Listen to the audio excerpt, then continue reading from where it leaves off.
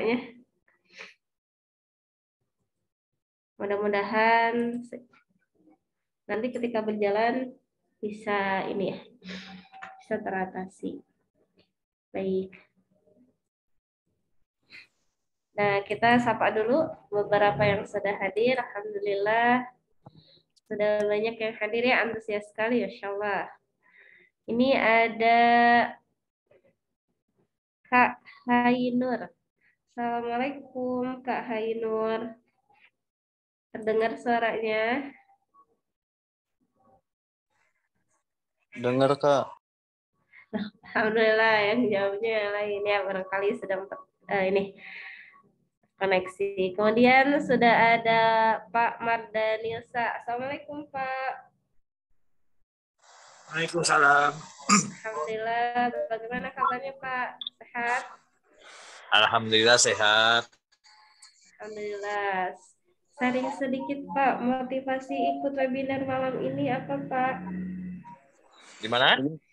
Motivasi mengikuti webinar malam hari ini apa Pak? Urusan yang sini semua. Oh iya, biar untuk tambah ilmu, biar bisa untuk diri sendiri gitu. Masya Allah, Alhamdulillah. Baik, terima kasih Pak Mardanil ya, semangat selalu. Iya. Baik, Bapak Ibu, kita sapa pemateri kita malam ini. Sudah hadir di Zoom, ada Ustadz Ulum. Ustadz Ulum, aman? Alhamdulillah, aman. Alhamdulillah. Kemudian pemateri kedua, ada Ustazah Aisyah, sudah hadir di Zoom? Belum ya? Baik. Bapak Ibu seluruhnya, insya Allah webinar kita malam hari ini akan dimulai. Nah, sebelum kita masuk kepada pemaparan dari pemateri malam ini, kita akan berkenalan dulu.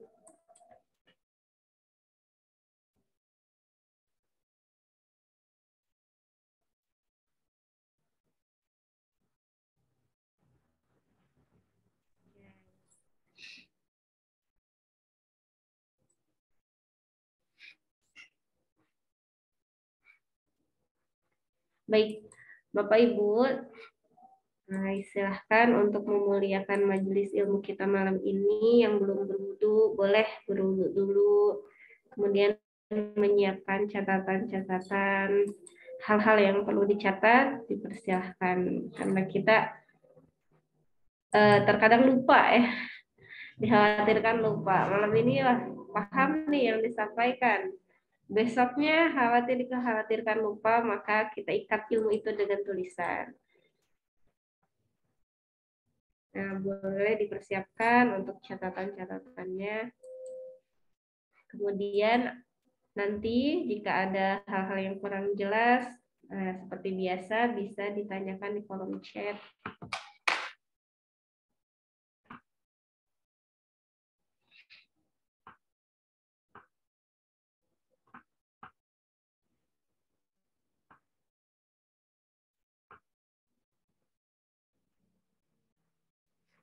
Nah, sudah siap untuk tayangan materinya?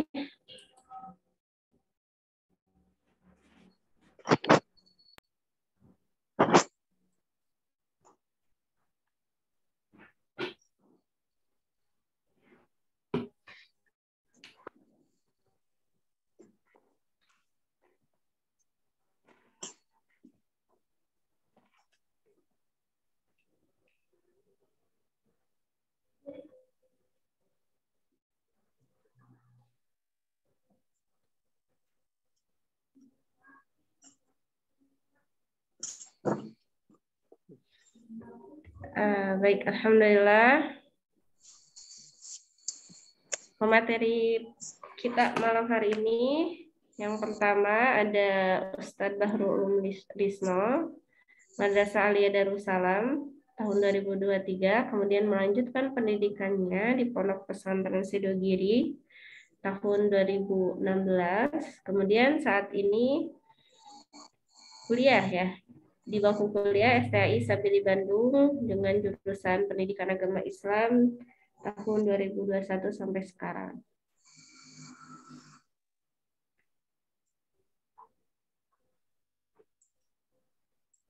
Baik, Ustadz Ulum sudah siap insya Allah ya? Sudah siap, insyaallah. Oke, baik. Alhamdulillah.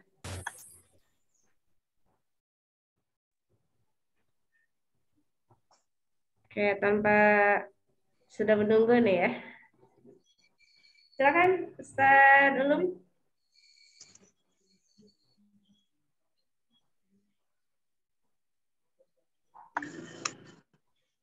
Salatullah.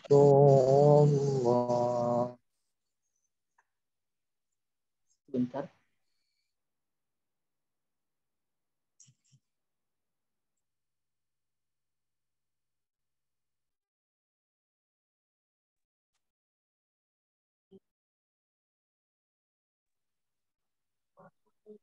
Bismillahirrahmanirrahim. Assalamualaikum warahmatullahi wabarakatuh.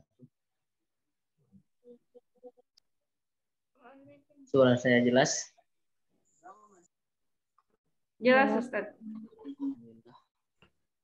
Alhamdulillah rabbil alamin. Wassalatu wassalamu ala asrofil anbiya'i wal mursalin wa ala alihi wa sahbihi ajmain. Amma ba'du.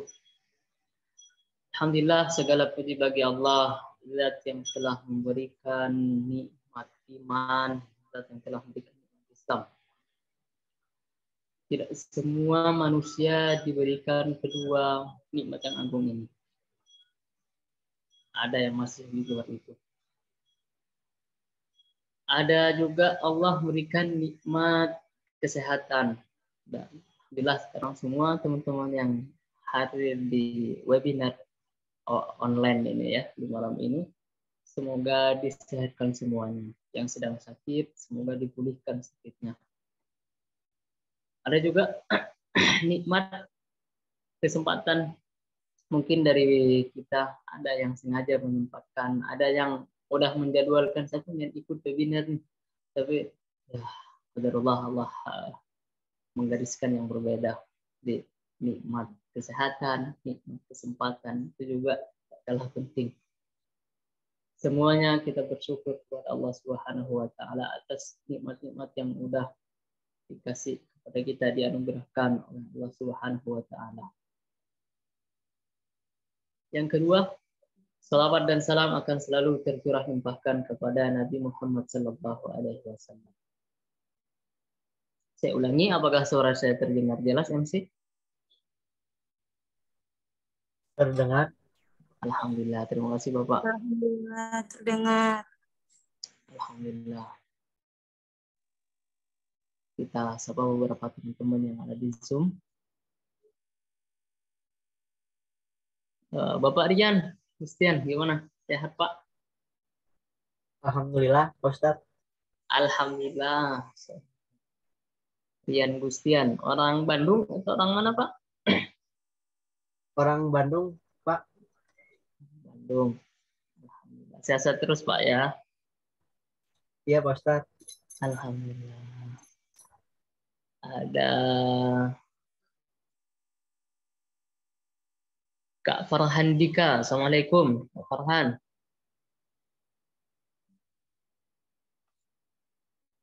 Oh, kayaknya sedang menyiapkan sesuatunya. Ibu Kamelia, gimana kabar Ibu? Alhamdulillah sehat Ustadz. Alhamdulillah, sehat terus Bu ya. Ajin Ibu nih ikut webinar. Insya Allah ingin menambah ilmu.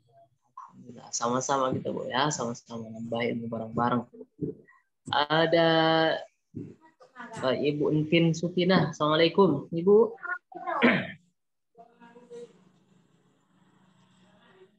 Bu Entin, Assalamualaikum. Nah, belum ada respon. Baiklah teman-teman, kita langsung ke materi. Udah di jam 20.12. Sambil tunggu dari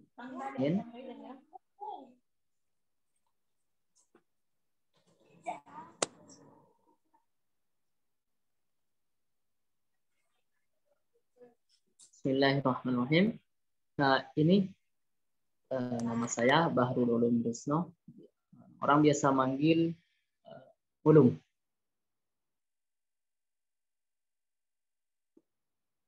Jadi saya salah satu pengurus di Tahfiz Al-Amalu bil Iman.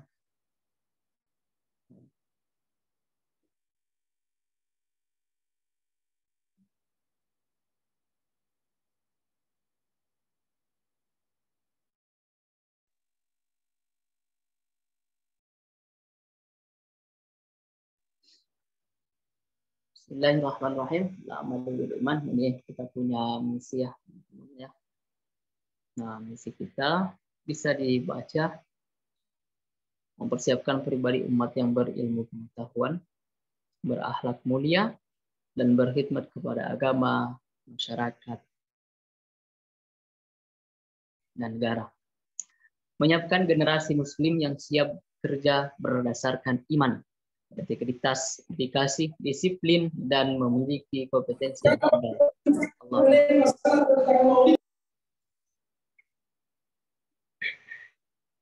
Next.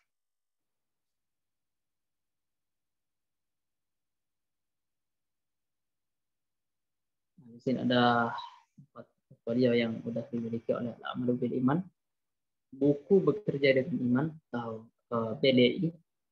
Kemudian bagi teman-teman, ibu-ibu, serta bapak-bapak yang ingin menyaksikan video Bekerja dengan Iman, silahkan tonton di YouTube. Kemudian pondok pesantren atau pondok tahfiz Al-Amalu bil Iman.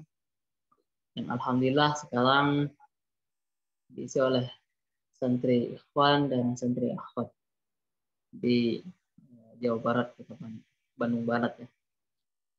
Kemudian yang keempat yaitu webinar bedah buku dan kajian BDI Bekerja dengan Iman. Dan alhamdulillah yang sekarang ini kita selenggarakan. Semoga upaya-upaya kecil ini mendatangkan keridhaan Allah Subhanahu wa taala. Next.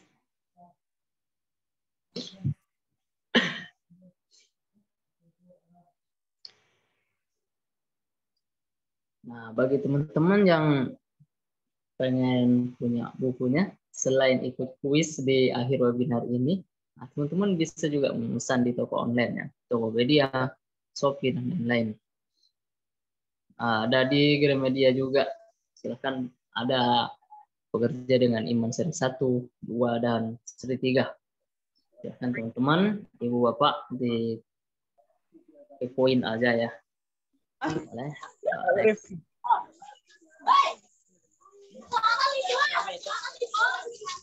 Ini salah satu pengurus di Pondok Tahfiz Al-Amalu bil Iman.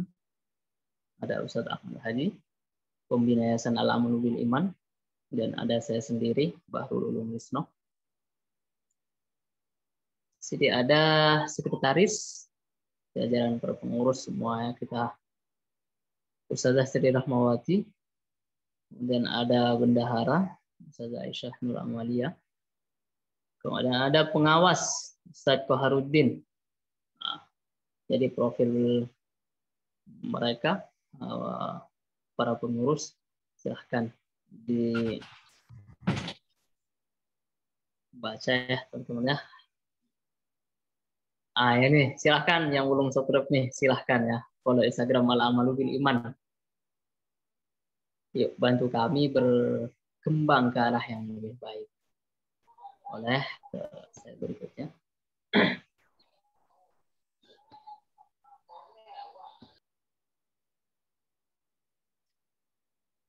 Di sini kita menjelaskan tentang waktu. Manajemen waktu, mengatur waktu.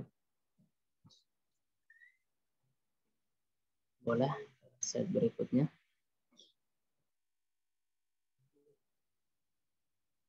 Nah, di kajian-kajian Bekerja dengan Iman tuh ada niat.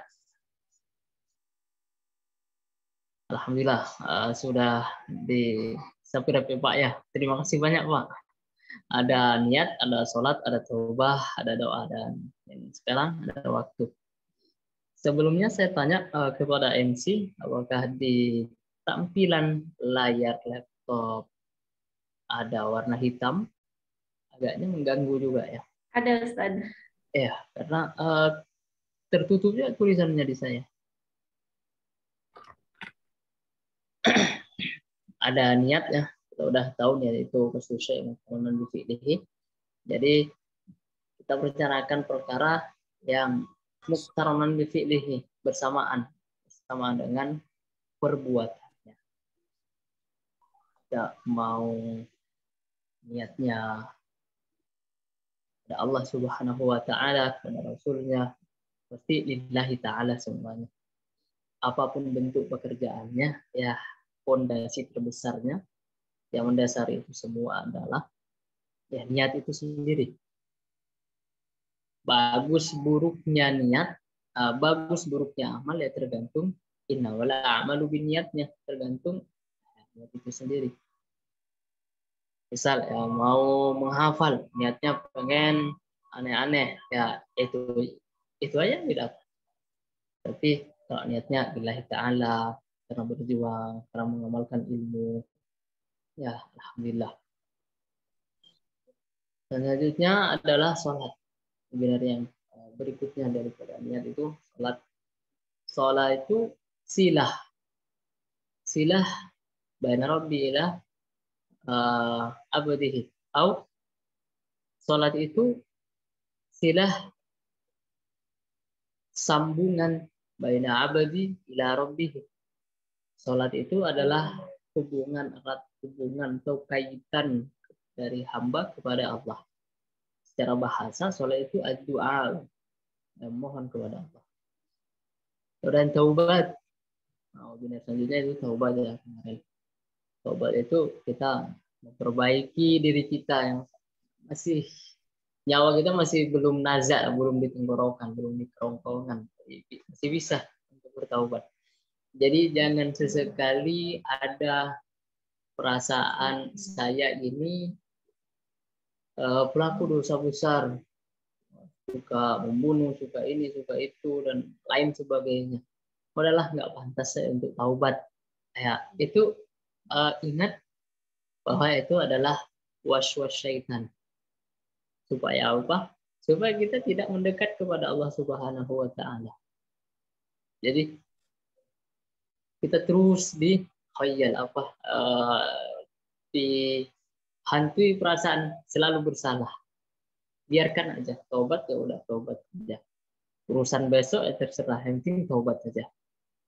Kita tidak harus memaksa dan tidak boleh memaksa Allah harus menerima taubat saya.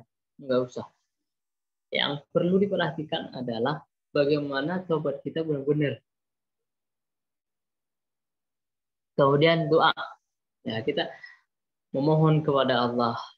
Bahkan di beberapa riwayat minta tali sandal yang putus saja menghadirkan Allah. Nah, kemarin juga kita udah sampaikan doa awam dan doa khas, orang yang tertentu, orang soleh. Doa orang awam kan dia ada masalah dulu baru berdoa. Ingat bahwa banyak tagihan, banyak cicilan, banyak masalah. Siapa yang bisa mensolusikan ini semua? Baru ingat, oh ini Allah yang bisa ini, baru Allahnya nomor 2. Tapi kalau orang khawas atau orang soleh, dia ingat Allah dulu karena dia yakin Allah itu maha memberi, al-wahhab, al-razzaq, maha perkasa, al-aziz, semuanya maha bijaksana. Nah, baru dia ingat, oh ya, saya minta kepada Allah. Jadi yang diingat itu Allahnya dulu, baru permintaannya. Itu perbedaannya. Kemudian selanjutnya itu waktu. Nah, ini yang sekarang kita pelajari bersama teman-teman. Boleh ke slide berikutnya. Di sini ada firman Allah Subhanahu wa taala, wal 'asr, demi masa. Allah bersumpah dengan waktu asar. Ada ad-dahr, ada yang menyebutnya itu waktu asar. Jadi manusia dalam kerugian, la fi khusr illa alladziina aamanu. Kecuali satu, orang-orang yang beriman. Jadi manusia ini diliputi kerugian kecuali orang yang beriman. Wa amilus shalihat, kemudian mengerjakan amal saleh, dan wa tawasaw bil haqqi wa tawasaw bis sabr, menasihati tentang kebenaran yang hak. Wa tawasaw bis sabr, menasihati tentang kesabaran. Jadi ada beberapa yang perlu diperhatikan, bahwa kerugian itu meliputi kepada manusia. Manusia diliputi oleh kerugian, kecuali satu, orang-orang yang beriman. Jadi udah digadaikan. Kemudian orang yang mengerjakan amal soleh saja. Jadi terserah amal solehnya berbentuk apapun, baik itu mau sedekah, mau infak, mau ngasih santunan kepada anak yatim misalnya, atau kepada masjid, atau kepada pondok, kepada asrama. Ya, berbagai macam bentuk amal kebajikan. Menasehati ini dasarnya juga tadi ya, niat. Dia menasehati sebab dia pengen dilihat bahwa dia bisa atau pandai berbicara, atau memang lillahi ta'ala.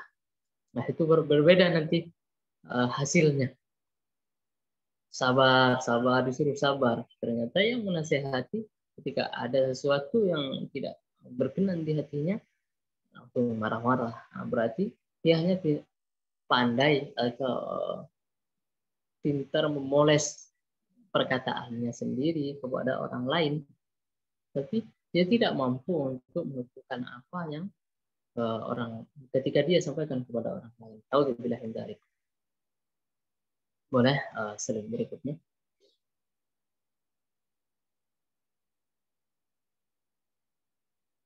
Firman Allah Subhanahu wa taala di surah Al-Lail ya, demi malam. Jadi banyak sebenarnya masa waktu-waktu yang disinggung ya, demi wal asr, kemudian wal duha, kemudian wal lail.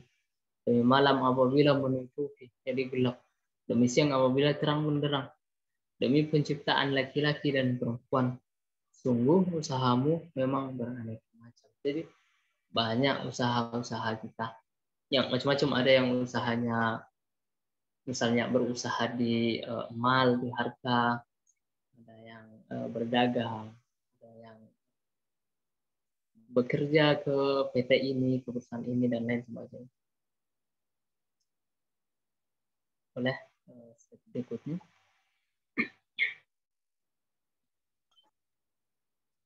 Nah, ini kenapa waktu adalah nikmat. Rasulullah Shallallahu Alaihi Wasallam pun telah mengabarkan bahwasanya waktu adalah salah satu nikmat di antara nikmat Allah pada hambanya yang harus disyukuri. Jadi kita diberi waktu sama 24 jam, tapi kita tidak diberikan waktu hidup yang sama. Jadi 24 jam dalam sehari itu sama, tapi usia kita tidak mesti sama. Ada yang usianya sekian hari dari kandungan, dari lahiran, ada yang beberapa bulan, ada yang beberapa tahun, ada yang belasan, puluhan, ada yang bahkan ada 100 tahun lebih. Ada yang lebih dari itu. Jadi mumpung masih ada kesempatan, alhamdulillah, dengan waktu yang sama di 24 jam ini, ya mungkin orang akan berbeda-beda menghidupkan hari-harinya. Ada yang menghidupkan hari-harinya berjalan tapi basah bibirnya berzikir kepada Allah. Ada yang sambil, mungkin yang suka ngopi sambil ngopi ya, mungkin. Ada yang suka ngeteh sambil murojaah, sambil berzikir di dalam dirinya, di dalam hatinya. Nah, ini waktu sama, cuma bagaimana kita menghidupkan waktu-waktu kita. Ada yang mengkhususkan waktunya setelah maghrib saya harus tilawah 1 1 halaman, ada yang 2 halaman, ada yang setengah juz, ada yang 1 juz. Alhamdulillah. Ada yang mengkhususkan waktunya, misal menghafal Quran, khususkan waktunya setiap jam 2 malam, misalnya, atau jam 3 hari misalnya, bangun murojaah. Itu semua upaya untuk bersyukur kepada Allah Subhanahu wa taala, memaksimalkan waktu.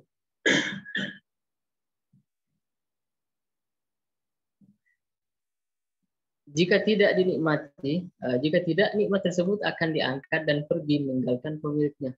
Misal, sekarang dalam keadaan sehat, tidak ngapa-ngapain, bahkan melakukan hal-hal yang jelek, naudzubillah min dzalik. Beberapa hari lagi, naudzubillah min dzalik, sakit misalnya. Pemuda pengen melakukan amal ibadah yang sangat besar, lama di masjid itikaf misalnya,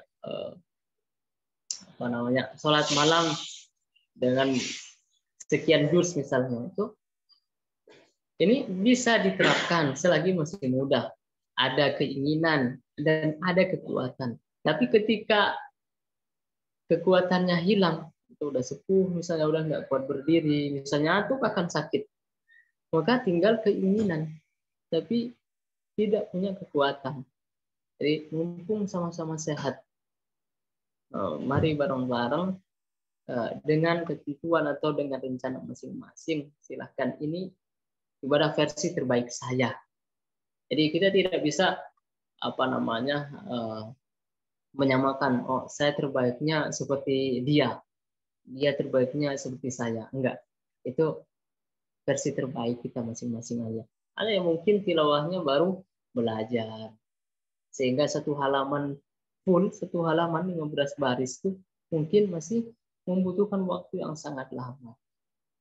Ada yang terbiasa merojaah setengah juz, ada yang masih menerka-nerka hafalannya, silahkan aja.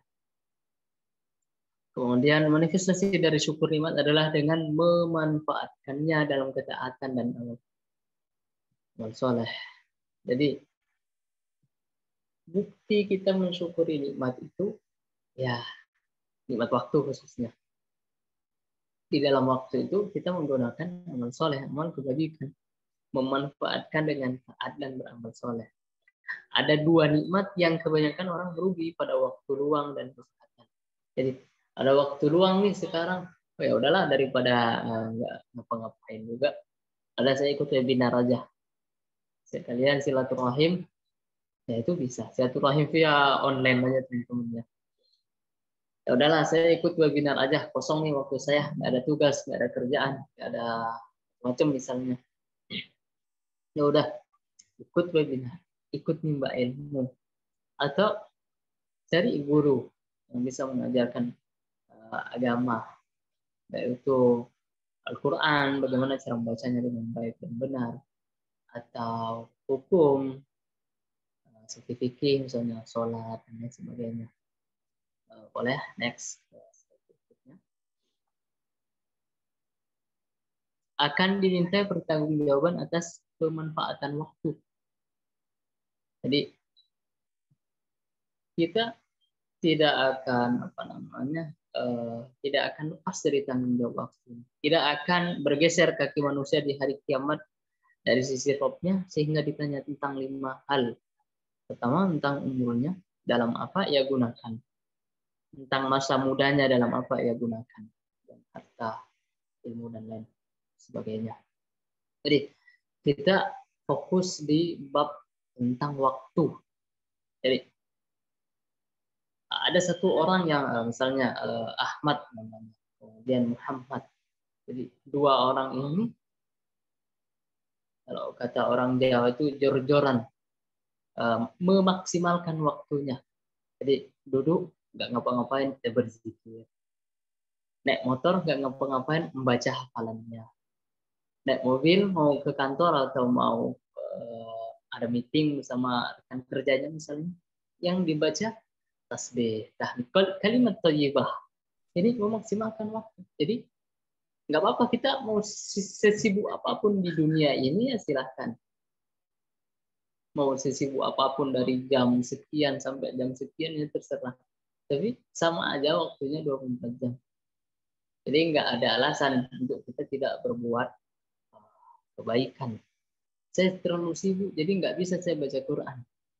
Ya nggak apa-apa nggak baca Quran di apa namanya dipegang langsung nggak apa-apa. Apa yang dihafal? Misalnya hafal Al-Fatihah, silakan baca Al-Fatihah. Saya belum hafal Al-Fatihah, saya hafalnya cuma 1 ayat dari Al-Fatihah, silahkan. Bahkan ulama terdahulu juga dari malam sampai subuh ada yang mengulang-ulang 1 ayat saja. Ya, banyak sekali ya. Itu ada di kitab At-Tibyan, ada di Hamlatil Quran, dikarang oleh Imam Nawawi. Boleh ke slide berikutnya.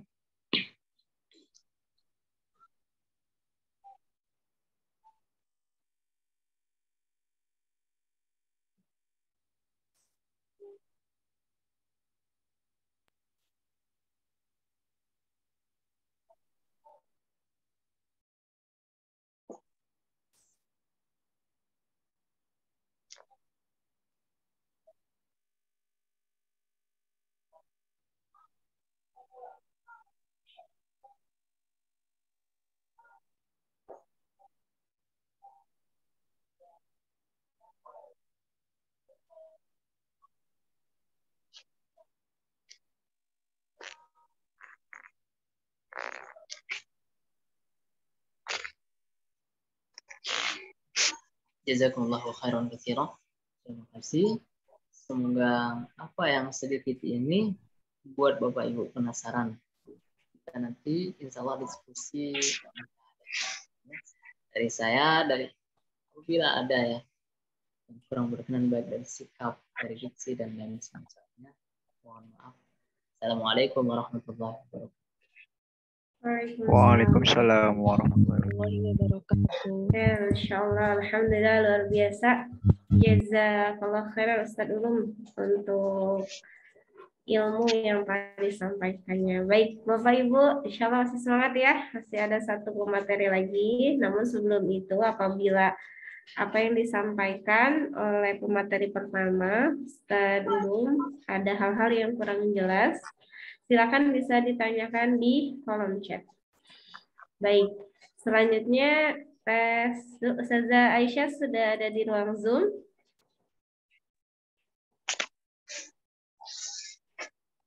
Alhamdulillah. Sudah ada ya? Suaranya aman Ustazah?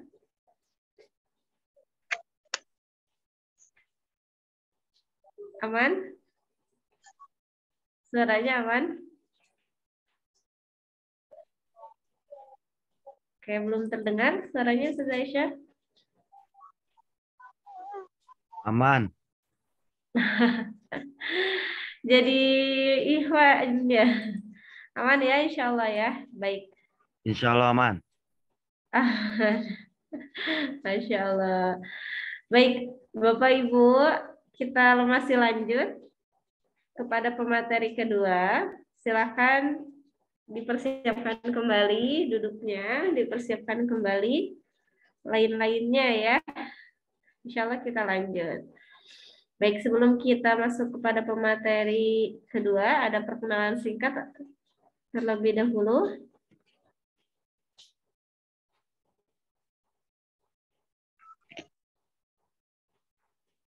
Langsung saja begitu ya, silakan.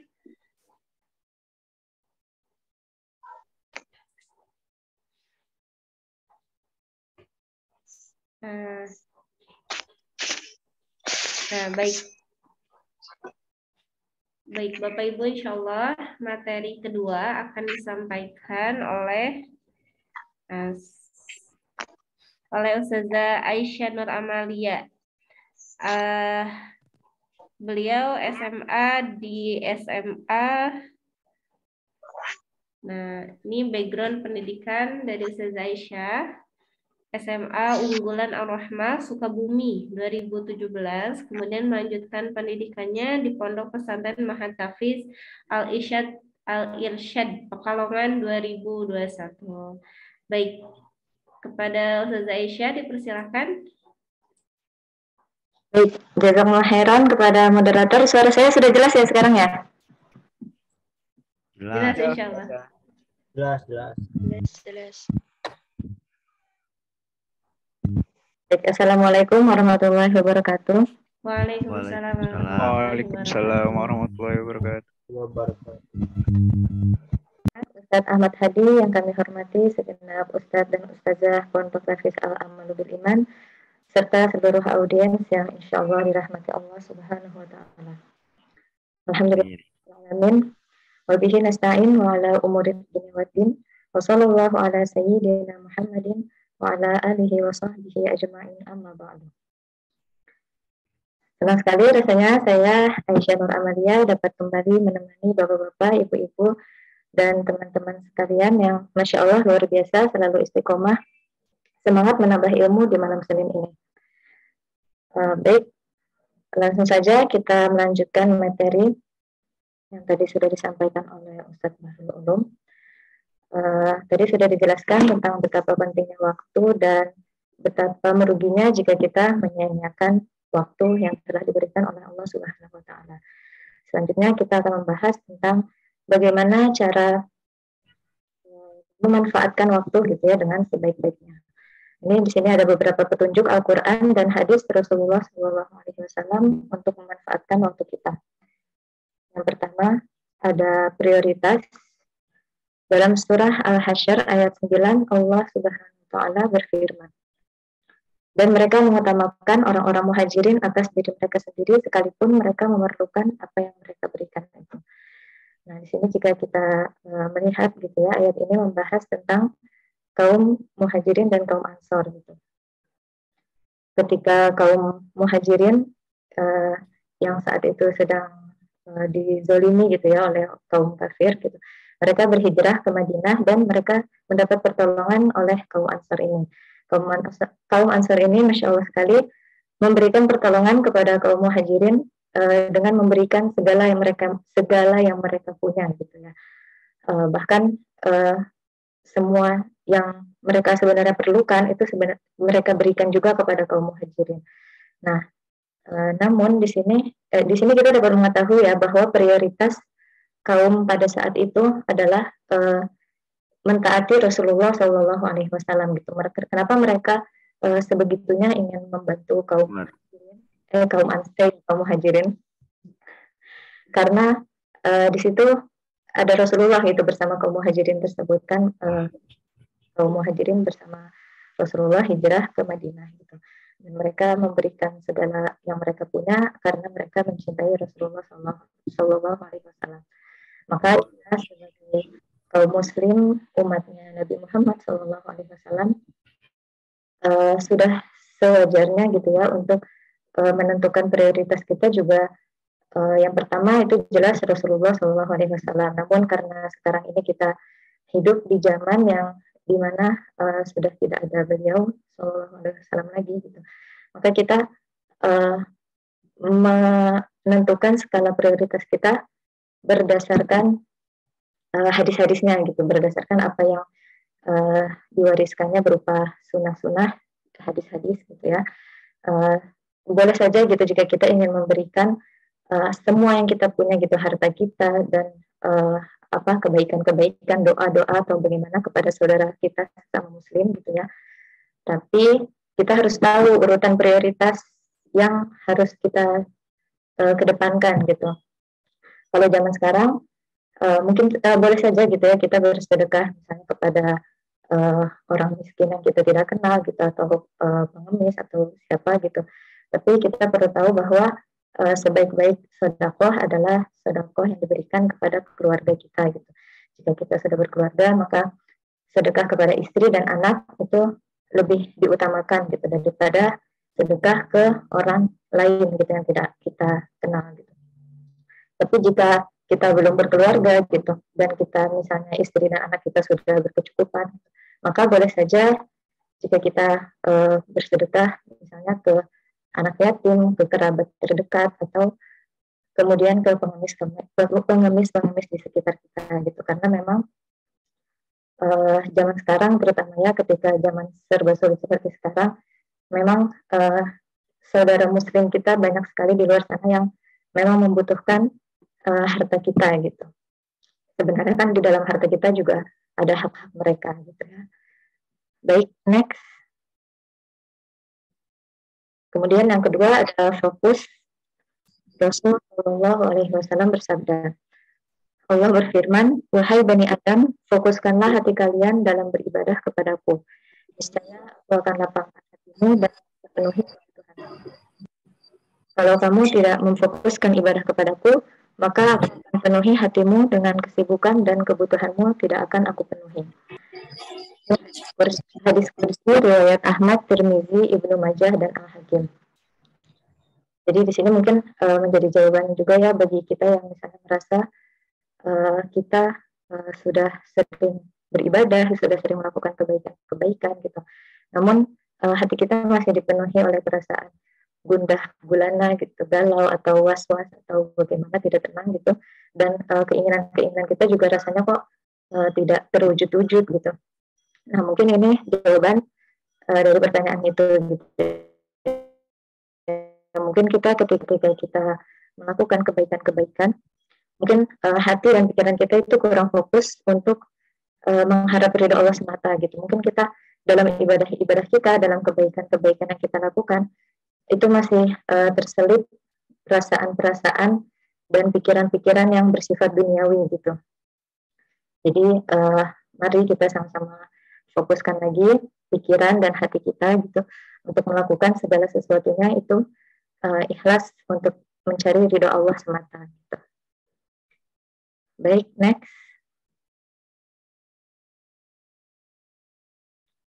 Yang ketiga ada selesaikan semua persoalan karena itu adalah ujian. Di sini ada hadis ya. Sesungguhnya pahala besar karena balasan untuk ujian yang berat. Sungguh jika Allah mencintai suatu kaum, maka Dia akan menimpakan ujian untuk mereka. Barang siapa yang ridho, maka ia akan meraih ridho Allah. Barang siapa yang tidak suka, maka Allah pun akan murka.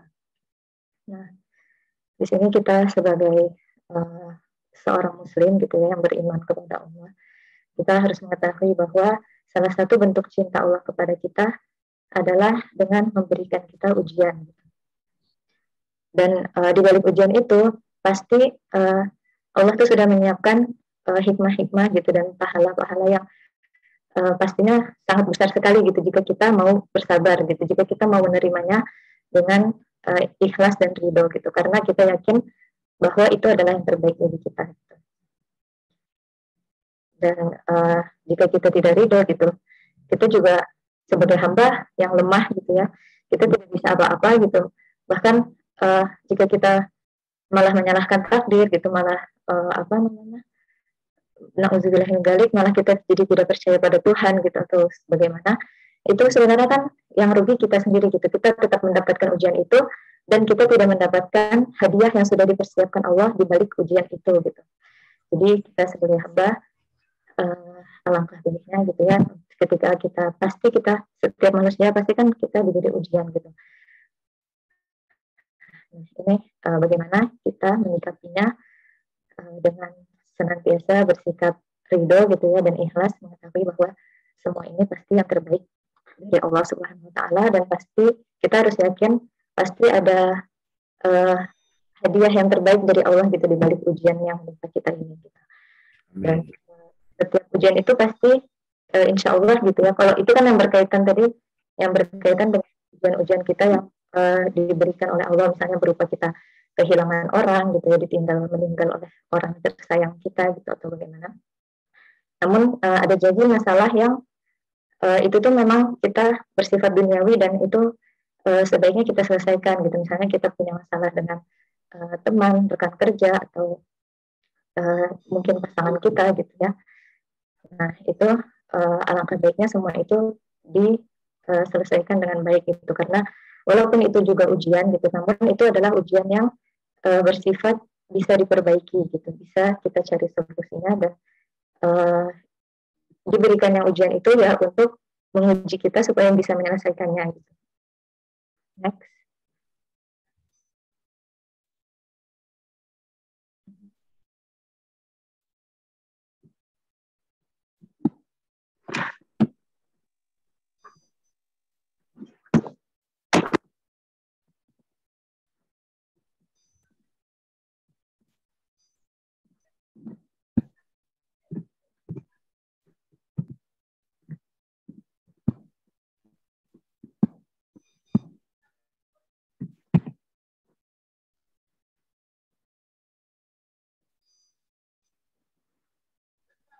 Kemudian ada yang keempat, yaitu memanfaatkan semua kesempatan.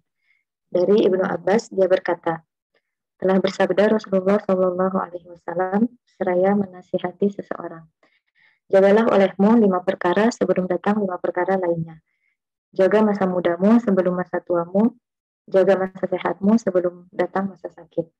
Juga masa kayamu sebelum jatuh miskin. Jaga masa lapangmu sebelum masa sempit. Dan jaga masa hidupmu sebelum datang kematianmu. Nah, di sini kita sebagai muslim gitu, kita sudah diberi modal oleh Allah untuk menghadapi hidup di dunia ini gitu. Modal tersebut berupa itu tadi muda, sehat, kaya, dan lapang gitu, masa lapang gitu. Setiap manusia sebenarnya diberikan 5 modal ini. Namun sepandai-pandainya kita untuk menyadari nikmat ini dan memanfaatkannya gitu. Walaupun misalnya kita merasa kita dari lahir sudah sakit-sakitan atau kita dari lahir sudah miskin gitu. Tapi sebenarnya kalau kita lihat orang-orang di luar sana gitu ya, misalnya kita merasa kita dari lahir sudah merasa sakit gitu, sakit-sakitan. Tapi kalau kita mau melihat di luar sana gitu, masih banyak orang yang jauh kurang beruntung gitu kan dibanding kita gitu. Maka pandai-pandai kita untuk bersyukur dan memanfaatkan semua kesempatan dan modal yang sudah diberikan oleh Allah Subhanahu wa taala kepada kita. Dan jangan lupa dalam memanfaatkan 5 modal yang sudah diberikan oleh Allah ini gitu ya, 5 kesempatan yang sudah diberikan Allah ini, kita tidak bisa mengandalkan kemampuan diri kita saja gitu. Kita harus tetap meminta pertolongan dari Allah dengan cara berdoa gitu ya, karena kita sungguh tidak bisa apa-apa gitu, tidak bisa masuk surga tanpa pertolongan Allah gitu, tanpa izin Allah. Jadi usaha kita gitu harus selalu diiringi dengan doa, dan doa tersebut harus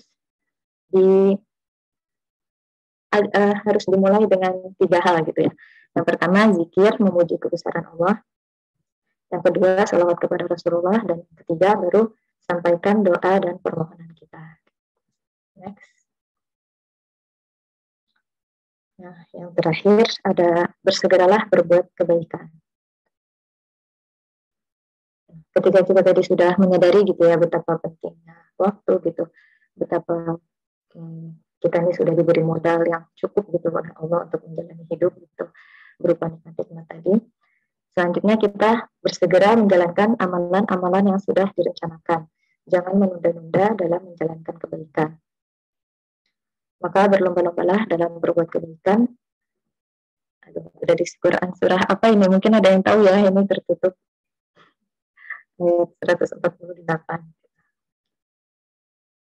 Nah, ini kalau bisa gitu ya, kita mencari circle, mencari teman-teman yang bisa mendukung kita, saling menasihati dalam kebaikan dan memotivasi kita gitu supaya kita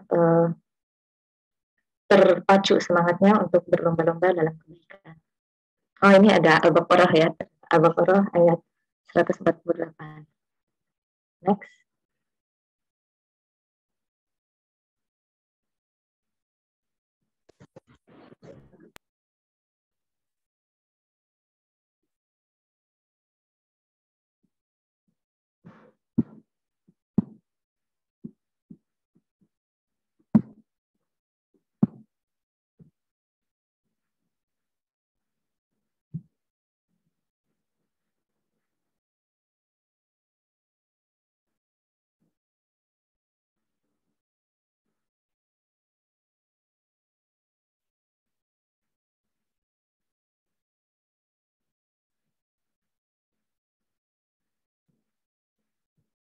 Nah, kemudian ini ada rangkuman dari yang sudah dibahas oleh Ustaz Bahrul Ulum di awal tadi ya sebagai narasumber pertama, dan saya sebagai narasumber kedua. Rangkumannya adalah ada 5 nih sebagai berikut. Mungkin bisa minta bantuannya ya kepada salah satu peserta. Kak Esa Fatika, coba.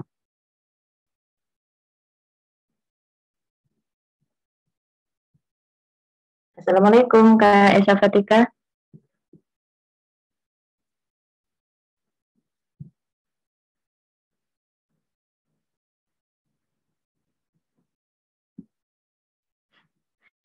Ya, bisa minta tolong dibacakan ke rangkuman dari yang sudah kita pelajari pada malam hari ini.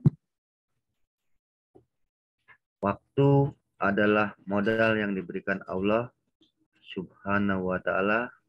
Ada yang berhasil, ada yang merugi. Ya. Agar tidak merugi, jadilah orang yang beriman, menjalankan amal soleh, menasihati kebenaran dan kesabaran. 3. Manfaatkan waktu malam dan siang di jalan Allah agar mendapat kemudahan. 4. Waktu adalah nikmat yang harus disyukuri, yang akan dimintai pertanggungjawaban saat hari kiamat. 5. Agar dapat mengoptimalkan waktu antara lain, tentukan prioritas, fokus, selesaikan semua persoalan, manfaatkan semua kesempatan, bersegeralah berbuat kebaikan. Insya Allah Pak Andri Arifin jazakumullah khairan atas bantuannya gitu ya. Kak Aisyah Fatika juga jazakumullah khairan. Mungkin di sana terkendala suaranya ya Kak ya. Mungkin pengaruh sinyalnya kali Mbak. Iya kayaknya. Baik, jadi dari rangkuman ini mungkin sudah cukup jelas ya dari yang materi yang sudah kita sampaikan pada malam hari. Insya Allah jelas Pak. Baik, Masya Allah. Next.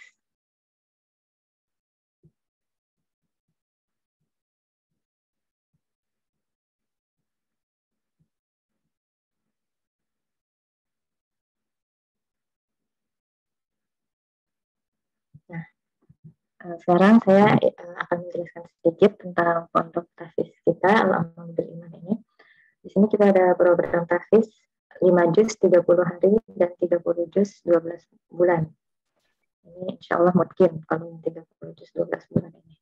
Kemudian ada program belajar ngaji, itu harus mungkin minimal 3 bulan. Kemudian ada program online, ada ziyadah, ada murojaah.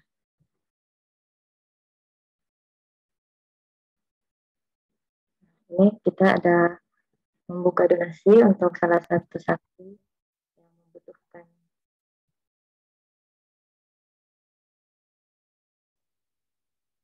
Bisa kita lihat di videonya. Saya sempat frustasi sedikit karena orang tua saya meninggal satu ya. Di situ saya pernah hampir malas untuk hidup gitu. Karena biaya juga saya nggak sanggup, akhirnya di DO dari sekolahnya.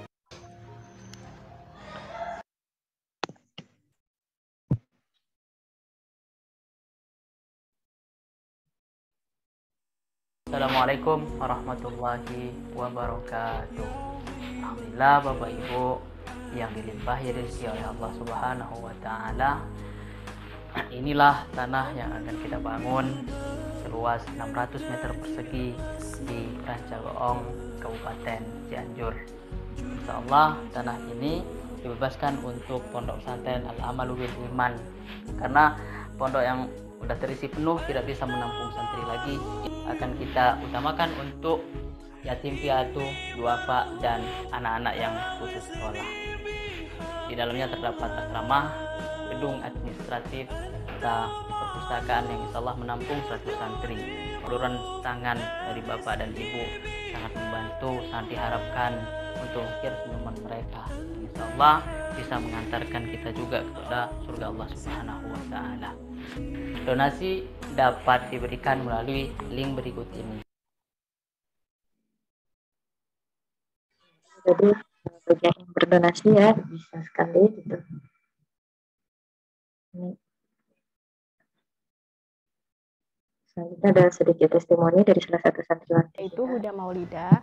Saya itu berasal dari Pulau Kalimantan, tepatnya di Kalimantan Selatan. Saya merasa agama saya itu kurang. Saya tidak bisa terus-terusan mengejar dunia.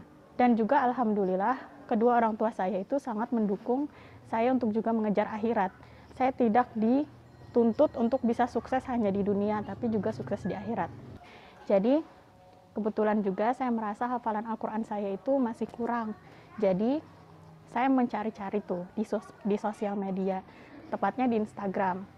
Banyak sekali pondok-pondok pesantren yang saya cari. Dan saya membuka website untuk tahfiz Al-Quran. Dan saya menemukan Al-Amalu Bil Iman. Awalnya saya merasa sesimpel ini begitu peraturannya dan syarat-syaratnya. Dan setelah saya sampai sini pun, ternyata saya bertemu dengan teman-teman yang sangat luar biasa. Teman-teman yang tidak seperti orang-orang di luar sana yang selalu mengejar perguruan tinggi, selalu mengejar dunia, selalu mengejar pasangan. Saya menemukan teman-teman yang benar-benar mengejar hafalan Al-Quran. Lalu saya merasa ini tempat saya cocok di sini. Itu tadi salah satu testimoni dari santriwati kita. Jazakallah khairan kasiran. Mungkin cukup sekian gitu ya yang bisa saya sampaikan pada malam hari ini. Kurang lebihnya mohon maaf. Assalamualaikum warahmatullahi wabarakatuh. Waalaikumsalam. Waalaikumsalam warahmatullahi wabarakatuh. Alhamdulillah. Waalaikumsalam. Baik.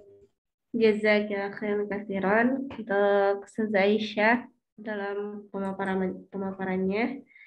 Bapak Ibu, silahkan apabila ada hal-hal yang mau ditanyakan baik kepada pemateri pertama maupun kepada pemateri kedua, bisa langsung raise hand atau diketik di kolom chat. Silahkan apabila ada yang mau ditanyakan, barangkali dalam pemaparannya kurang jelas ataupun ada hal yang bingung mau ditanyakan terkait materi-materi yang berkaitan. Silakan. Ini yang paling semangat, Masya Allah, ada Pak Andri. Ada yang mau ditanyakan tidak, Pak Andri? Iya, Bu. Ada yang mau ditanyakan? Atau sudah bisa memahami? Insya Allah bisa, Bu. Wah, Masya Allah, Alhamdulillah. Baik, dari yang lainnya? Silahkan.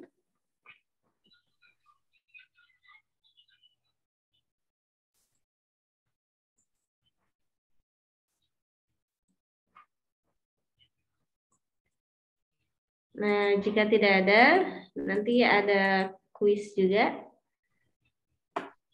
yang akan dikirimkan via kolom chat. Bisa nanti Bapak Ibu semua lihat. Alhamdulillah malam ini tidak ada pertanyaan, artinya alhamdulillah semuanya menyimak dengan baik dan dapat memahaminya ya. Insya Allah.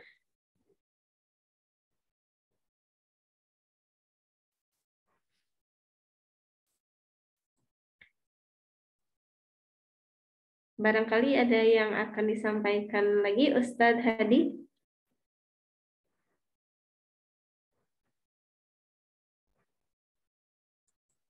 Ataupun dari pengurus lainnya. Masih bergabung Ustadz Ulum? Masih. Ada yang mau disampaikan lagi, Ustadz? Cukup. Cukup. Ustadz Aisyah sudah cukup? Ada yang mau disampaikan kembali?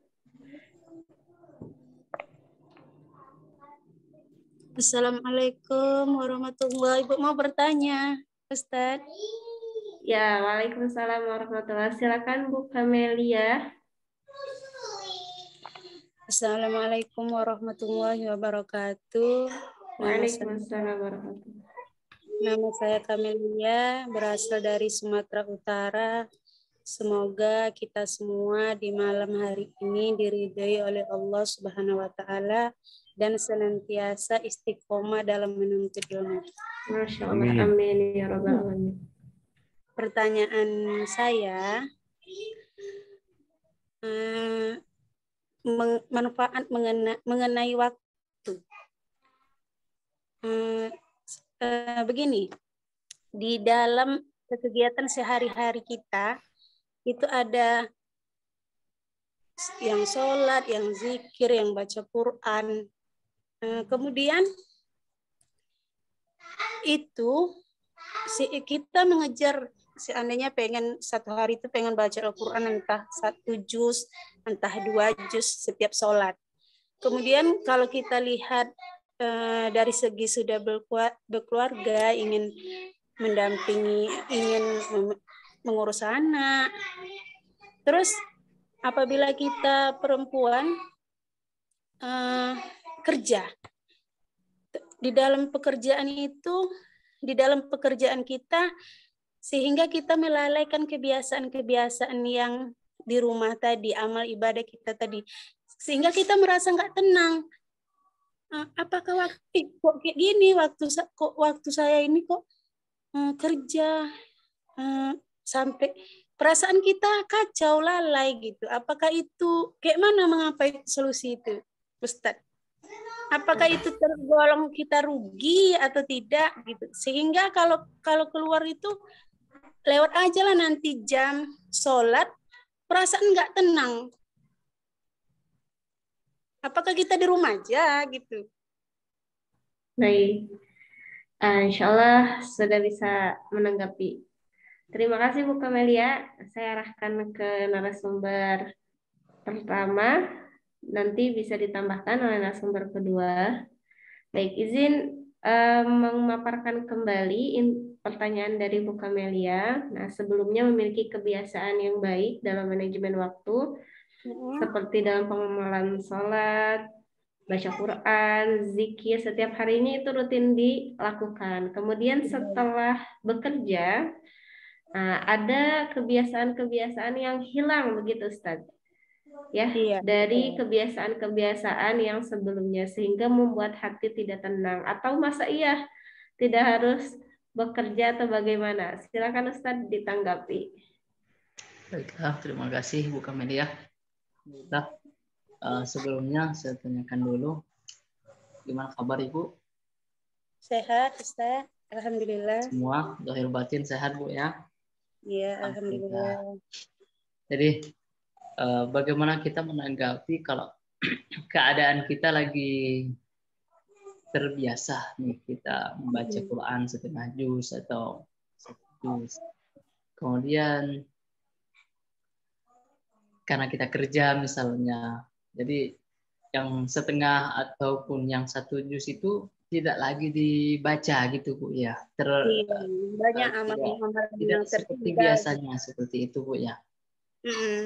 Ya. Nah, ada satu kaidah di Qawaidul Fiqh, salah satu kitab fikih, di kaidah fikih itu ada berbunyi seperti ini. Ma la yudraku kulluhu la yudraku kulluhu. Sesuatu yang tidak bisa dikerjakan semuanya, maka jangan pernah ditinggalkan semuanya. Jadi sebagian aja dikerjakan. Misalnya 1 juz, oh udah nanti saya bacanya 2 halaman aja. Jangan pernah ditinggalkan. Kebiasaan-kebiasaan baik itu nggak bisa dikerjakan semua. Maka jangan sesekali ditinggalkan semua. Dalam daripada 1 juz nggak bisa, yang penting dikerjakan aja. Baik itu setengah juz kah dibaca misalnya, atau seperempat 4 halaman misalnya, atau 2 halaman setengah misalnya. Silahkan aja. Jangan sampai seperti ini nantinya. Nah ini gara-gara berbuat baik, jadi akhirnya saya tidak bisa berbuat baik yang lain. Jadi enggak. Jadi jangan pernah membenturkan kebaikan dengan alasan kebaikan apapun. Seperti itu Ibu. Jadi kita tidak boleh membenturkan satu kebaikan ini dengan kebaikan ini. Dibenturkan, enggak bisa. Itu enggak boleh. Nah, jadi kedua dari kaidah nanti ma la yudraku kulluhu la yudraku kulluhu. Jika tidak bisa dikerjakan semuanya, jika tidak bisa dikerjakan atau dibaca 1 juz, maka la yudraku kulluhu. Jangan ditinggalkan, enggak pernah baca Quran udah selama dia kerja. Nah, itu akan kena terjerumus atau kena jebakan setan jadinya ketika kita tidak mengerjakan sebagian dari kesempurnaan tadi.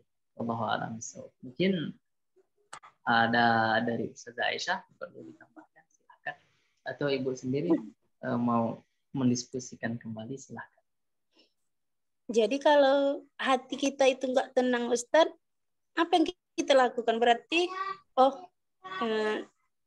kegiatan ini baik juga gitu.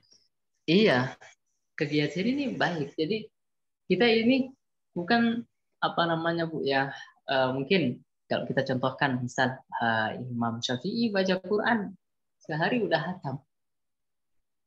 Ulama, kita mau menyamakan kita dengan ulama, janganlah kayaknya. Jangan dulu. Ya kepada orang yang setara dengan kita aja kita samakan. Oh, dia ini bekerja. Waktunya sama dengan saya. Waktu kerjanya pun sama, waktu pulangnya pun sama.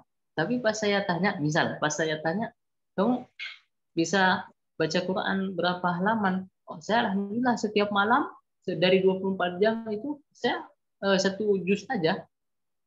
Ya, saya atur-atur aja sendiri. Misalnya pas habis sholat sekian halaman, 2 halaman. Habis sholat subuh 2 halaman misalnya. Jadi kalau 2 halaman, maka pas selesai isya itu biasanya udah 1 juz.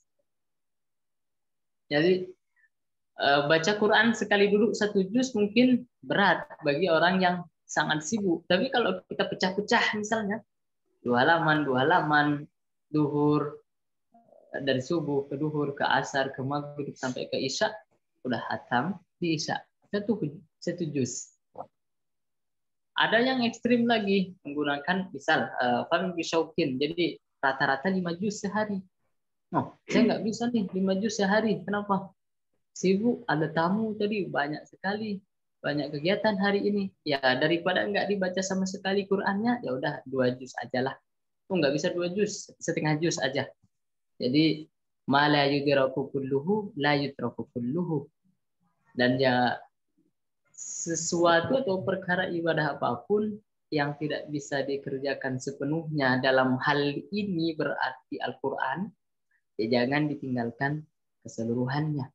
Kemudian jangan masukkan waswas setan. Jadi waswas setan itu akan selalu membuat kita nggak nyaman untuk beribadah gitu Bu. Padahal wal 'asr innal insana lafi khusr illa alladziina aamanu wa 'amilus shalihat. Jadi kamu harus baca Quran setengah juz setiap hari. Enggak harus. Apapun bentuk kebaikannya silahkan aja. Jadi itu udah mewakili apa yang udah Ibu kerjakan. Karena apa namanya? Ijtihad. Bersungguh-sungguh.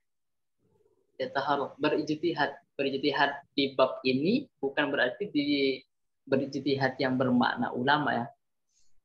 Jadi bersungguh-sungguh untuk mengendalikan rencananya.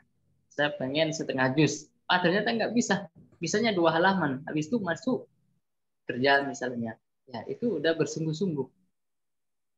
Jadi setan itu akan memasukkan was-was kepada kita, kepada manusia, supaya kita tidak nyaman berinteraksi kepada Allah. Kita dibuat tidak nyaman berinteraksi. Misalnya sholat, baca Quran, kok was-was ya bawaannya. Ini kayaknya gara-gara saya baca setengah juz ini. Biasanya saya baca 1 juz. Ingat, langsung astagfirullahaladzim. Seperti itu Ibu. Iya. Bisa dipahami Ibu? Bisa Ustaz, makasih banyak. Ya, Ibu, mungkin dari Ustazah Aisyah silakan ditambahkan. Alhamdulillah, insya Allah sudah mewakili jawabannya ya Ibu. Baik, selanjutnya ada pertanyaan yang masuk. Ini diarahkan ke narasumber kedua ya. Silakan nanti dijawab oleh Ustazah Aisyah. Izin bertanya dari Teh Elsa Fatika mengenai berharap hanya kepada Allah Subhanahu wa Ta'ala saja. Kalau berharap kepada manusia itu sering kecewa. Kenapa demikian? Satu lagi mengenai cara dapat konsisten bangun pagi untuk sholat subuh berjamaah di masjid. Mungkin ada saran dari Ustadz-Ustadzah. Jadi pertanyaannya ada dua. Yang pertama, kenapa kalau berharap kepada selain Allah, berharap kepada manusia itu kecewa? Kemudian cara agar konsisten sholat subuh. Silakan Ustazah Aisyah ditanggapi untuk pertanyaan dari Teh Elsa. Baik, izin menjawab ya yang pertanyaan pertama tadi, kenapa berharap kepada manusia itu apa tadi? Tidak mengecewakan. Ya, betul.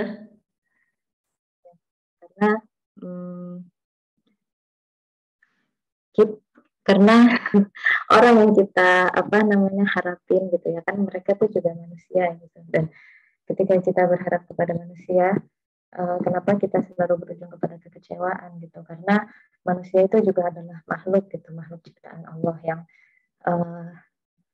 punya kekurangan, punya kelemahan, dan tidak akan bisa selalu memenuhi ekspektasi kita gitu. Sedangkan ketika kita berharap kepada Allah gitu, apapun yang terjadi gitu, walaupun misalnya kita memang berekspektasi tinggi gitu pada Allah Subhanahu Wa Taala gitu ya, dan pasti ekspektasi kita ini mungkin kan nggak akan semuanya terkabul gitu, tapi biar bagaimanapun juga kan Allah ini adalah pencipta kita gitu ya, Allah adalah Tuhan kita, dan ketika kita tidak mendapatkan apa yang kita mau, apa yang kita ekspektasikan itu tuh Allah tuh sudah menyiapkan rencana yang lebih baik gitu bagi kita gitu. Kenapa harapan kita kepada Allah itu tidak dikabulkan oleh Allah gitu? Karena memang Allah menyiapkan yang lebih baik buat kita, dan yang lebih baik menurut Allah itu pasti adalah yang terbaik buat kita gitu. Jadi dan sedangkan kalau kita berharap kepada makhluk gitu ya, ketika mereka tidak mampu memenuhi ekspektasi kita gitu, ya memang karena mereka tidak mampu gitu, bukan karena mereka ingin memberi yang terbaik buat kita gitu. Jadi menurut saya kurang lebih seperti itu gitu ya. Kemudian yang kedua tadi tips buat bangun subuh. Ya, betul Ustazah. Agar konsisten katanya untuk bangun subuh berjamaah ke masjid. Untuk konsisten sholat subuh berjamaah di masjid ya, segala sesuatu yang itu kan mungkin sholat subuh berjamaah di masjid itu kan mungkin berat sekali ya bagi beberapa orang gitu. Bagi semua orang sih ya, bagi manusia gitu, memang itu sholat subuh itu memang sholat yang berat gitu kan, termasuk sholat yang berat yang membedakan antara seorang mukmin dan seorang munafik gitu kan. Karena memang sholat ini tuh memang sholat yang berat sekali gitu. Nah, gimana caranya supaya kita bisa membiasakan sesuatu yang berat ini menjadi ringan gitu ya? Itu awalnya memang harus kita paksakan gitu. Mungkin awalnya kita harus misalnya kayak pasang alarm gitu, dan mau nggak mau kita harus bangun gitu. Misalnya kita nggak bangun, mungkin kita bisa mengadakan hukuman bagi diri kita sendiri gitu. Misalnya kalau hari ini nggak bangun, aku harus misalnya sedekah 5.000 gitu. Terus nanti misalnya udah nih berjalan kan, akhirnya kita bangun gitu, karena kita menghukum diri kita sendiri gitu. Tapi jangan lupa, walaupun kita menghukum diri kita sendiri seperti itu, niatnya tetap harus ikhlas karena Allah gitu ya. Jangan kita sedekah 5.000 karena kita tidak sholat subuh gitu, tapi karena tetap kita mengharapkan ridho Allah gitu. Kita bersedekah 5.000 karena Allah, karena gagal sholat subuh pagi ini gitu. Nah, kemudian ketika kita sudah bisa sehari itu kita bisa, kemudian kita bisa memberi reward pada diri kita sendiri gitu. Misalnya itu kan sehari berhasil nih, berarti kita nggak mendapatkan hukuman gitu.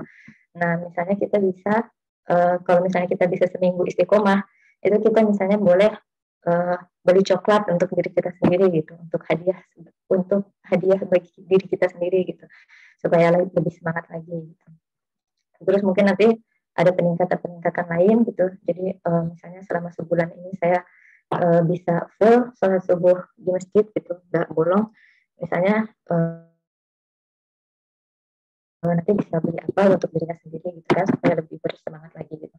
Tapi jika itu kan hanya saran dari saya gitu ya, maksudnya setiap orang berbeda gitu. Mungkin ada yang juga merasa jika seperti itu takutnya niatnya tidak tidak tulus gitu, tidak ya kurang tulus lah gitu kan niatnya kalau berdasarkan hukuman dan hadiah seperti itu gitu. Jadi kembali ke diri masing-masing lagi, itu hanya salah satu tips dari saya gitu ya, bisa dijalankan, bisa juga mungkin ada tambahan lain dari Ustadz Ulum, tips yang lebih efektif. Dari saya sekian, itu saja. Oke, baik, insya Allah mewakili ya Teh Elsa. Nah, mungkin ini perkataan yang familiar kita dengar ya dari perkataannya Sayyidina Ali. Aku sudah merasakan semua kepahitan di dunia ini, dan yang paling pahit adalah berharap kepada manusia, kata Sayyidina Ali. Sebetulnya jawabannya satu, tidak ada jaminan gitu ya berharap sama manusia itu, nggak menjamin apa-apa. Nah, semoga mewakili jawabannya Teh Elsa dan tips-tipsnya. Kita memang harus berikhtiar untuk menjemput sesuatu yang luar biasa. Baik, insya Allah kita lanjut. Pertanyaannya dari Ummul Farika, dari Ummu. Assalamualaikum Kak, saya Ika, namanya Ummul Farika, Ika. Dari Bali, Masya Allah, salam kenal. Bu Ika dari Bali. Saya ingin bertanya mengenai ibadah yang diiringi dengan duniawi untuk menyemangatkan ibadah. Apakah diperbolehkan? Misal, saya sholat duha agar mendapatkan rezeki lebih banyak. Begitu. Silakan Ustadz dulu ditanggapi kalau niatnya seperti itu. Soalnya mau sholat duha biar rezekinya banyak begitu. Silakan. Bismillah. Baiklah, misal kita mau lanjut aja ya, MC, saya izin lanjut ya, mengingat waktu juga ya. Misal kita mau sholat duha supaya nanti rezekinya ngalir deras, atau kita mau pengen derajat yang tinggi, oh ya udah sholat tahajud. Misal itu keutamaan. Kalau saya lihat itu sebenarnya yang saya pahami itu adalah keutamaan dari sholat duha.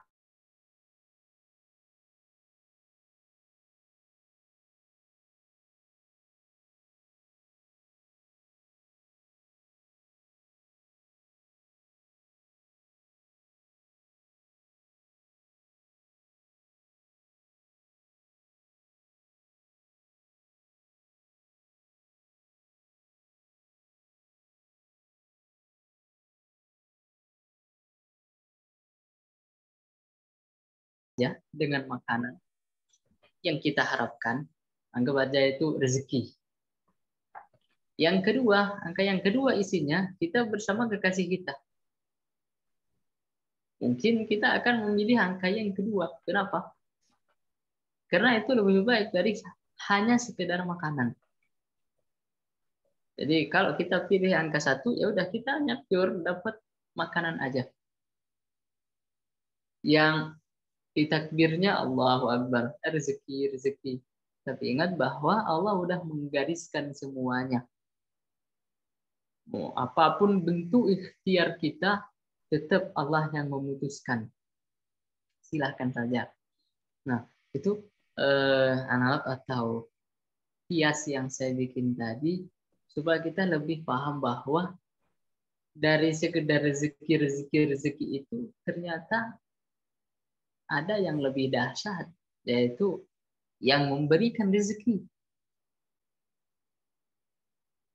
Kita tidak hanya bersamaan dengan rezekinya, tidak hanya sekedar menikmati rezeki atau makanan tadi, tapi kita pilih yang nomor 2, yaitu merasakan asyiknya atau manisnya iman. Nah, siapa yang udah bisa mencapai ketingkatan ini? Jawabannya di hati masing-masing. Tidak bisa saya menentukan atau kita menentukan, oh saya udah merasakan teman saya ini udah masuk ke bab ini nih. Jadi tidak. Jadi kita yang merasakannya masing-masing. Jadi ada orang yang ketika dihadapkan dengan makanan, kemudian dihadapkan dengan sholat, hilang selera makannya. Kenapa? Dia lebih asyik, lebih merindukan sujud kepada Allah. Dia lebih mementingkan atau lebih tertarik terhadap kekasihnya dibanding martabak yang dikasih oleh kekasihnya. Mungkin teman-teman yang udah pengalaman tentang kalimat yang saya maksud ini martabak, ini kekasihnya. Mau pilih yang mana? Mau pilih martabak? Oh, udah nggak selera saya makan martabak saat kekasih saya tahu bahwa kekasih saya ada di sini. Bagaimana kalau kita udah bisa merasakan manisnya iman, lezatnya iman? Mungkin ngantuk, hanya sekedar ngantuk, nggak akan mati juga kok. Tahan sekian menit, habis itu mau tidur silahkan. Mungkin itu analog yang dari saya, Bu MC. Silahkan dilanjut. Insya Allah mewakili ya. Kemudian ada pertanyaan yang serupa Ustadz, jadi kita sambungkan. Ini sepertinya dari mahasiswa IAIN Ponorogo, Teh Isna. Bagaimana bila kita melakukan ibadah dengan mengharap surga, bukan murni lillahi ta'ala? Apakah itu boleh? Mengharap surga. Sebenarnya sama, searah dengan yang tadi itu ya. Jadi kita ini kadang dibuat ta'ajjub dengan keindahan alam, tapi kita kadang mungkin ya, tidak melihat bahwa semua ini adalah kekuasaan Allah Subhanahu wa taala. Kenapa kita tidak heran, tidak ta'ajjub dengan keluar lagi lah. Dikit aja tapi pencipta itu semua. Jadi ini saya kira ada hubungan dengan yang tadi, silahkan aja. Selagi kita untuk berlatihan, silahkan aja. Tapi kalau nanti misalnya, oh iya ya, ternyata lebih nikmat sujud dibanding mengharapkan ini. Oh iya ya, ternyata lebih adem, lebih nikmat ketika hanya menggantungkan kepada Allah. Bahkan, misal kita udah yakin bahwa Allah itu ciptakan surga dan neraka. Kemudian kita pun tidak pernah melihat surga, melihat neraka. Jika Allah tidak ciptakan kedua itu bagaimana? Apakah kita tidak akan beribadah kepada Allah? Betul. Jadi ya itu bonus lah. Masa kita tergiur sama bonusnya. Kayak menghafal Quran, bonusnya beasiswa ke Mesir, bonusnya jadi imam masjid, bonusnya dapat ini. Itu hanya bonus. Masa kita beli handphone, bonusnya permen. Masa kita mau ngambil permen, mau ngambil bonusnya yang kecil. Seperti itu. Silahkan MC. Baik, insya Allah mewakili ya. Untuk Teh Isna, kita lanjut pertanyaan selanjutnya, bisa dijawab oleh pemateri kedua. Assalamualaikum warahmatullahi wabarakatuh. Ustazah izin bertanya, saya dalam satu hari membaca Al-Quran itu 5 juz atau 1 minggu khatam. Sampai bisa mungkin ya seminggu khatam. Tetapi akhir-akhir ini saya merasa malas dan sekarang harus menurun ya, setiap hari menurun dari yang awalnya 5 juz jadinya 1 hari 3 juz. 1 hari, dan rasanya hati merasa ada yang kurang. Pertanyaannya bagaimana cara meningkatkan kembali semangat kita? Silahkan Ustazah Aisyah bisa ditanggapi terkait kasus dari Teh Afi ini. Silahkan.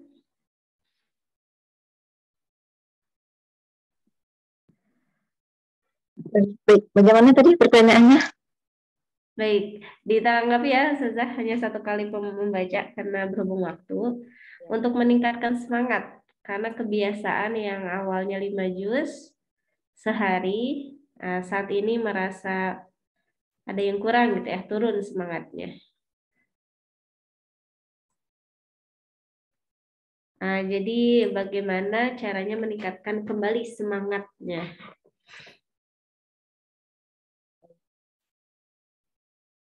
Naik turunnya semangat itu kan manusiawi gitu ya.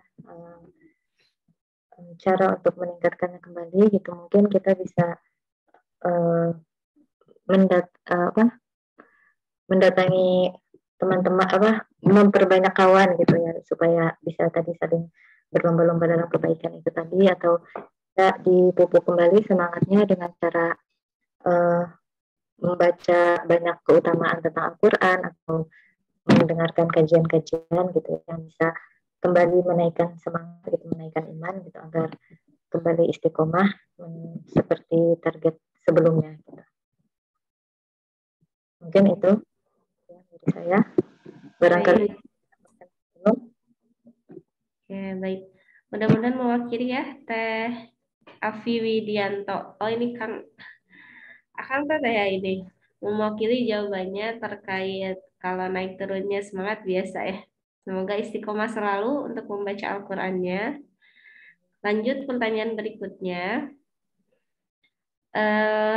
Izin bertanya, jika kita memperbanyak ibadah agar bisa menjauhi kemaksiatan, tapi orang lain itu selalu menganggap kita tuh ria di saat beribadah di depannya, padahal itu adalah kebiasaan. Mungkin ketika sendiri memang sudah rutinitas melakukan kebiasaan itu, kemudian di saat melakukan kebiasaan itu di luar, mungkin di masjid atau apa, dilihat orang tuh, ini ria nih. Bagaimana? Silakan pemateri pertama menanggapi. Bismillahirrahmanirrahim. Beramal kemudian amal soleh itu dianggap ria oleh orang tadi, orang di sekitar kita, atau orang bahkan itu teman sendiri misalnya atau sahabat sendiri. Biarkan aja, la yubal, jangan dihiraukan. Karena kita punya hati, dan hati itu yang dinilai oleh Allah, bukan perkataan orang yang melihat ibadah kita. Jadi hati kita ini yang menilai ya Allah, bukan orang. Masa orang bisa nilai hati kita? Ada orang yang pede, dikatakan sombong. Ada orang yang sedekah, dikatakan riya. Betapa hebat orang sekarang bisa menilai hati orang. Ya, mungkin singkat aja, nggak usah dihiraukan, biarkan aja. Seperti itu, MC. Baik, Masya Allah. Jazakallah khairan, Ustaz Ulum. Pertanyaan tadi sekaligus menutup perjumpaan kita. Masya Allah, menutup perjumpaan kita ya. Insya Allah kita bertemu lagi di webinar yang akan datang setiap minggu malam, rutin insya Allah. Bapak, Ibu, terima kasih. Jazakumullah khairan katsiran kepada audiens seluruhnya.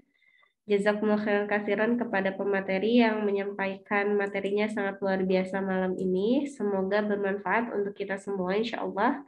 Dan sampai bertemu lagi, saya Rahma izin pamit dan selamat malam. Assalamualaikum warahmatullahi wabarakatuh. Waalaikumsalam warahmatullahi wabarakatuh.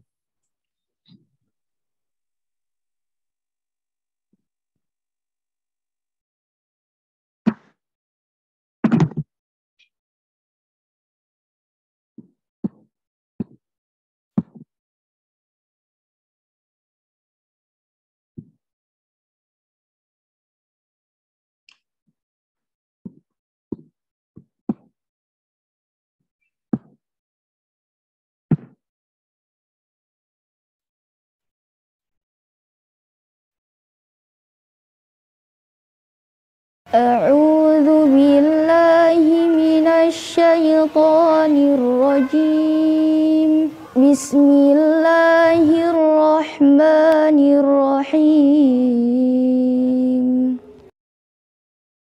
Alif lam ra.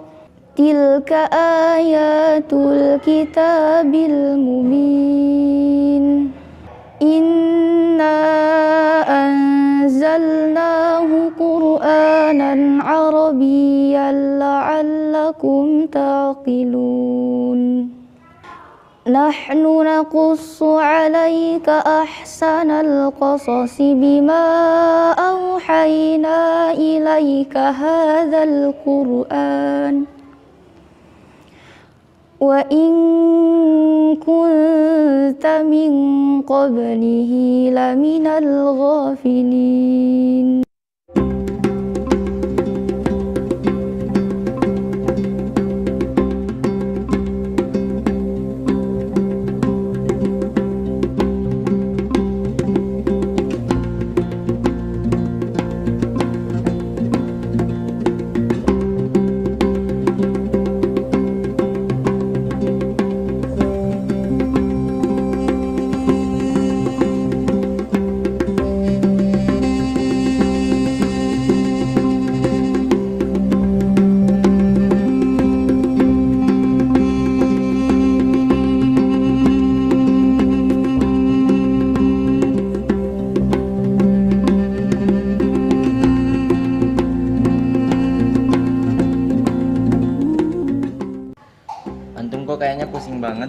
Ada apa?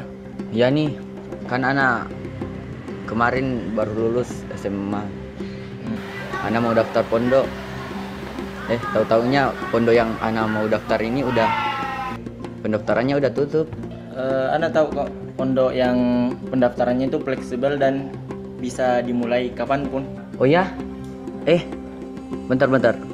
Di sini ada juga katanya pondok namanya Al-Amalu Bil Iman. Daftarnya kapan aja dan mulai pondoknya kapan aja juga. Nah, itu pondok yang aku maksud. Oh iya. Selain waktu pendaftaran yang fleksibel, targetnya juga disesuaikan dengan kebutuhan kita. Dan selain belajar tahfiz, kita juga diperkenalkan untuk mengenal dunia kerja dari segi pandang Islami. Mantap kan? Wah, mantap banget. Nanti Ana coba deh. Kok nanti? Sekarang aja sebelum kuotanya habis. Assalamualaikum warahmatullahi wabarakatuh. Alhamdulillah, pada saat ini saya sedang mengikuti program daurah di Pondok Tahfiz Al-Amalu Bil Iman. Banyak hal-hal menarik yang bisa saya temukan.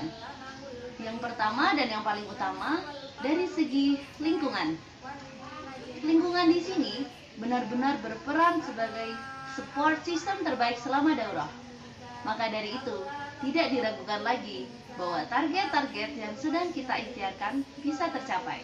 Adalah kita didampingi oleh musyrifah yang siap menerima hafalan Quran kita selama 24 jam. Saya mendapatkan banyak hal, mulai dari teman, pengalaman, wawasan, dan juga hafalan Quran. Di sini tersedia kajian kitab At-Tibyan, Fasohatul Lisan, Jazari, Tufatul Atfal, dan bahasa Arab. Ayo bergabung bersama saya, hafal Al-Quran di Daurah Al-Amalu Bil Iman untuk menjadi generasi soleh dan solehah. Assalamualaikum warahmatullahi wabarakatuh. Alhamdulillah, kami di Pondok Tahfiz Al-Amalu Bil Iman ini dapat menghafal Al-Quran dengan baik. Kita juga mendapatkan training bekerja dengan iman, kajian At-Tibyan, kajian bahasa Arab, dan lain-lainnya. Selain di sini kita menghafal Al-Quran, kita juga dibekali dengan Al-Amalu Bil Iman, bekerja dengan iman, bekerja mendapatkan rezeki tidak sekedar upah atau gaji. Semoga kita mendapatkan kesuksesan dunia dan akhirat. Amin. Alhamdulillah, di sini juga kita mempelajari tafsir dan tajwid ilmu Al-Quran. Ini kita ada kajian penghafal Al-Quran dengan menggunakan kitab At-Tibyan. Nah, di pondok ini juga diajarkan bahasa Arab. Kenapa kok di pondok ini diajarkan bahasa Arab? Karena untuk mempermudah kita dalam menghafalkan Al-Quran.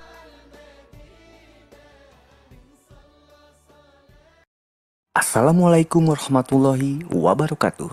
Bagi kalian yang sedang mencari pondok tahfidz Quran, kini telah hadir Pondok Tahfidz Al-Amalu Bil Iman yang berlokasi di Kabupaten Bandung Barat. Dengan biaya registrasi sebesar Rp200.000, kalian akan mendapatkan fasilitas dan program 5 juz selama 30 hari dan 30 juz selama 12 bulan. Biaya yang sangat terjangkau. Dengan menyisihkan Rp50.000 per hari saja, kalian sudah bisa menghafal Al-Quran di Pondok Al-Amalu Bil Iman.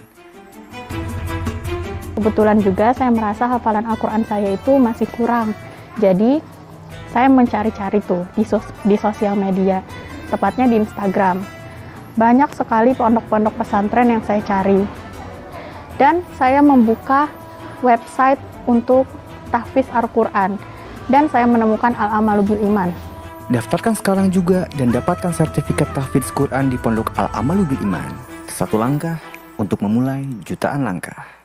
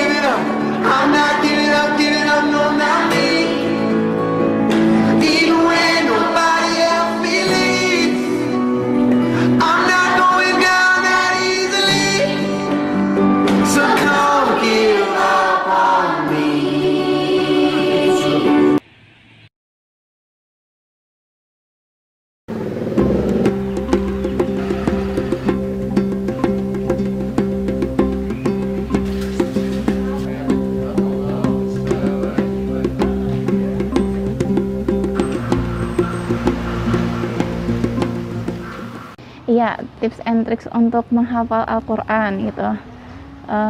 Sebenarnya kalau sependek yang saya amati gitu ya, seperti halnya dengan keilmuan yang lainnya, butuh komitmen, butuh keikhlasan, kesabaran, itu rumus umumnya kayak gitu. Kemudian untuk metodenya kayak harus di waktu-waktu apa sih yang manjur gitu ya. Nah betul, setelah tahajud itu kan sangat fresh sekali, pikiran kita memang udah disetting sebelumnya, belum ada harus apa kayak gitu ya. Jadi ba'da tahajud itu waktu yang utama buat kita menghafal, baik itu Al-Quran atau menghafal pengetahuan yang lainnya. فَمَنْ يَأْتِكُمْ بِمَاءٍ مَّعِينٍ Sadaqallahul Azim. Assalamualaikum warahmatullahi wabarakatuh. Perkenalkan, nama saya Dinda Heriani, saya berasal dari Bandung. Saya merasa bersyukur karena dengan saya di sini, saya bisa dengan mudah mempelajari kembali Al-Quran, memperdalam Al-Quran. Hafalan saya juga menjadi bertambah.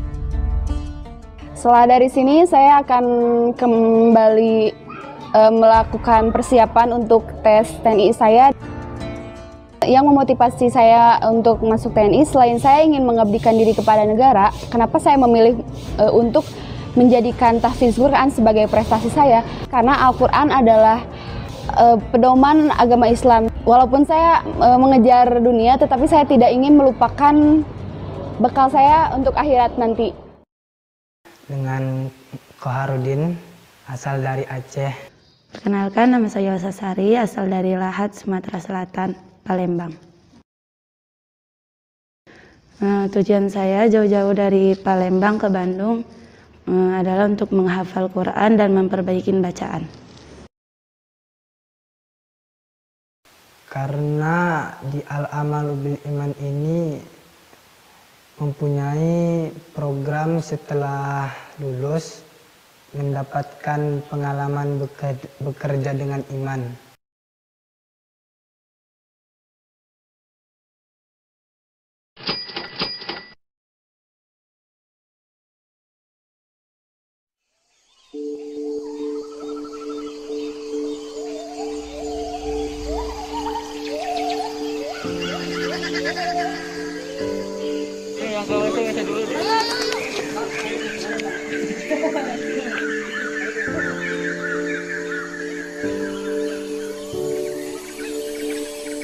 Ada umur Bang Rehan.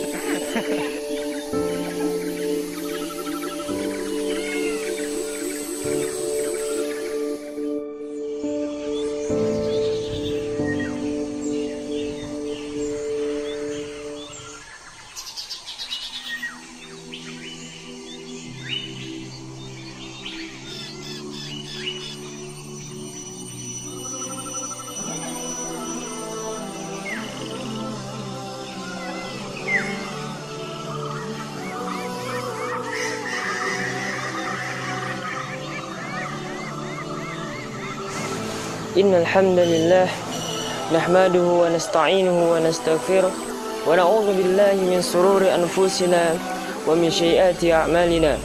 May yahdihillahu fala mudilla lahu wa man yudlilhu fala hadiyalah. Ma'asyiral muslimin rahimani wa rahimakumullah. Seorang beriman ia selalu memahami bagaimana Allah Subhanahu wa taala menciptakan alam semesta ini. Bagaimana Allah Subhanahu wa ta'ala menciptakan satu persatu alam semesta ini, yang mana Allah selalu menciptakan makhluk hidup ini berpasang-pasang, seperti langit dengan bumi, kemudian malam dengan siang, laki-laki dengan perempuan. Maka Allah Subhanahu wa ta'ala berfirman, Inna fi khalqis samawati wal ardh wa ikhtilafil laili wan nahar la ayatin liulil albab. Inna fi khalqis samawati wal ardh, sesungguhnya di dalam penciptaan langit dan bumi, wa ikhtilafil laili wan nahar, dan penciptaan malam dengan siang, la ayatin liulil albab, terdapat tanda-tanda kebesaran Allah Subhanahu wa taala bagi orang-orang yang berakal. Maka sebagai seorang yang beriman, ia selalu mentadaburi alam ini, mentadaburi ciptaan-ciptaan Allah Subhanahu wa taala. Karena itulah Allah Subhanahu wa taala berfirman, "A'udzu billahi minasyaitonir rajim.